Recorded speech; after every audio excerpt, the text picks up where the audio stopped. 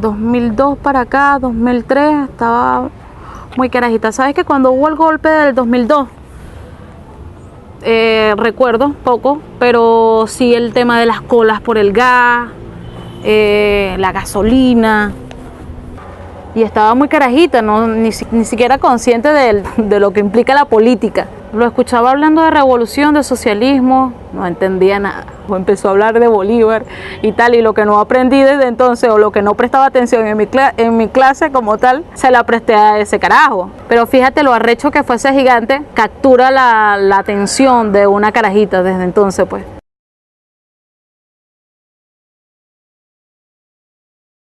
El presidente Chávez logró despertar en los venezolanos el entendimiento de esta palabra. Uno, por ejemplo, convocaba a una reunión de socialismo, que no iba nadie, eso era, imagínense, que nunca se había logrado un verdadero triunfo para el socialismo. Pero con el presidente Chávez, que cada llamado que hacía eran grandes convocatorias, y él explicaba lo que era el socialismo, lo que era el comunismo, y no solamente eso, le explicó al pueblo venezolano que el primer comunista, el primer socialista era Jesús, imagínense ustedes, y por allí las religiones, sobre todo las religiones que están enraizadas en el pueblo, entendieron todo esto. Por ejemplo, el presidente habló de 3 raíces fundamentales: Bolívar, ¿verdad? Con toda esa lucha independentista, todos esos escritos, todas esas experiencias que nos dejó.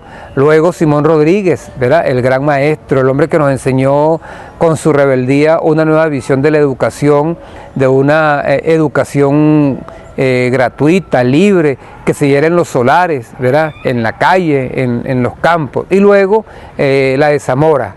Zamora ya tenía un carácter, vamos a decirlo, presocialista. Zamora fue un rebelde, un hombre que insurge contra toda esa tradición que se dio a partir de 1830 en torno a la idea bolivariana.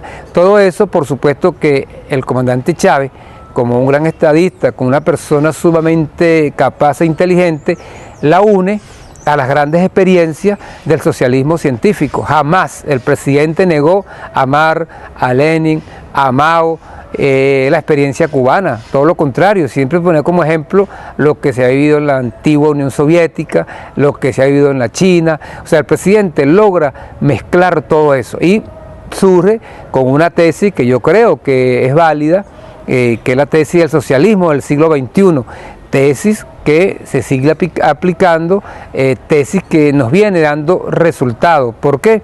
Porque no es una revolución dogmática, no es una revolución enclaustrada en un solo pensamiento, sino que da cabida, fíjense, da cabida hasta de las religiones.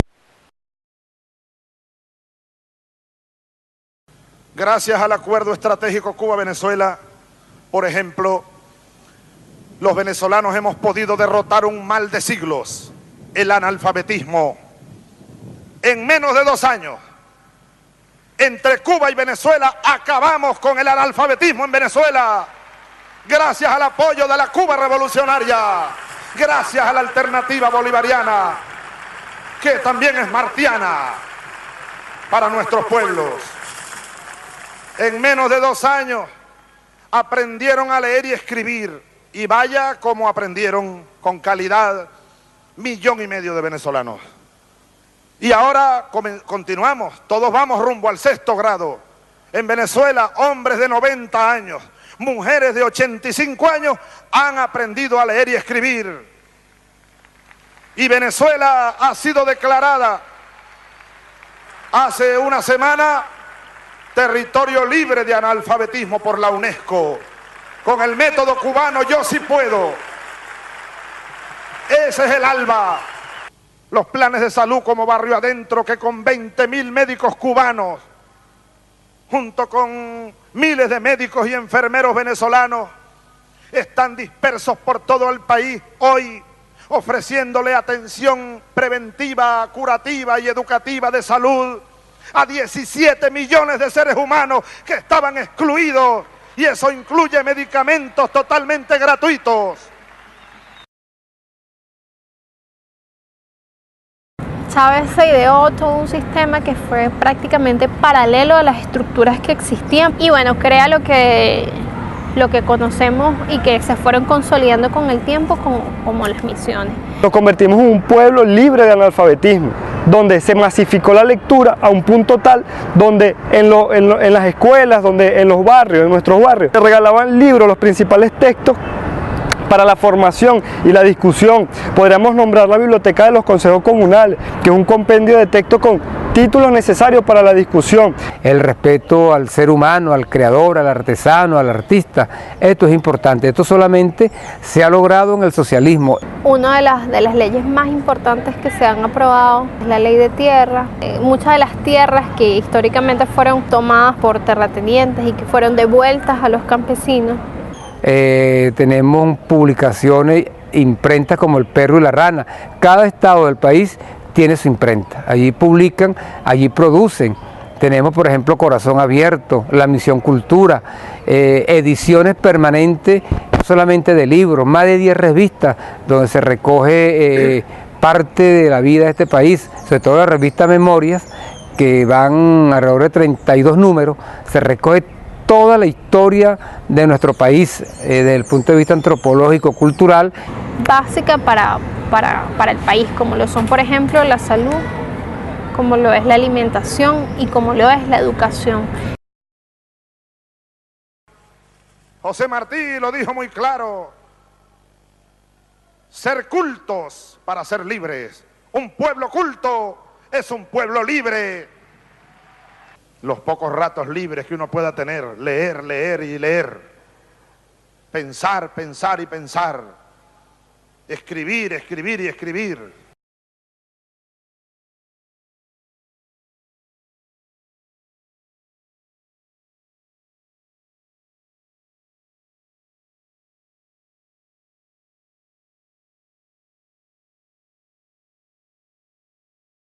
Recordemos que el comandante Chávez fue un gran comunicador y dentro de esa gran comunicación es parte también de una revolución cultural de un pueblo, que tenga un líder que más allá de simplemente una figura hegemónica en sí misma, sino que fuera un líder que llevara el proceso de un pueblo pero en su formación permanente, él como pueblo. Y allí es cuando vemos entonces que surgen editoriales como El Perro y la Rana. Entonces empezamos a ver en nuestras calles al pueblo leyendo, a nosotros leyendo desde jóvenes y con una facilidad entonces al acceso a la lectura, por dar un ejemplo puntual, donde entonces nosotros en Venezuela tenemos libros que cuestan mucho menos que $1 y lo podemos ver en cualquier calle. Los invitamos a que vayan a cualquier librería del sur, donde podemos encontrar entonces cualquier cantidad de textos necesarios para la formación de un pueblo consciente y que se está en permanente liberación realmente. Desde la batalla comunicacional también hacemos frente, es donde vemos entonces que se crean televisores comunales, donde se crean radios comunitarias, donde muestran la verdad al pueblo, donde el pueblo participa en su proceso orgánico. No participa solamente desde el punto de vista retórico, desde el punto de vista de la libertad comunicacional. Ahora se va transformando la historia es con los medios de comunicación popular, porque aparecen las realidades, vivencias que se viven cotidianamente en las comunidades.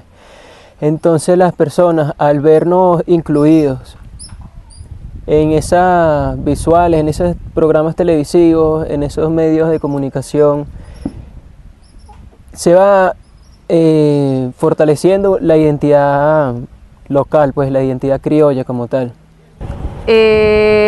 Nuestro primer trabajo, nuestro primer objetivo, obviamente, aparte de hacer el trabajo comunal de comunicación comunal de la mano del pueblo, del barrio, es reflejar eso, nuestras realidades, nuestras organizaciones, nuestro trabajo. Y cuando digo nuestro lo declaro en términos de pueblo, pues nuestra cultura, qué hacemos en el barrio, qué hacemos en el campo, qué está haciendo el pueblo, qué estamos haciendo como rostro invisible durante toda la historia por los medios privados, porque no se llegaban a mi barrio si no era que mataban a un compañero o a una compañera, si no era por una causa negativa, pues.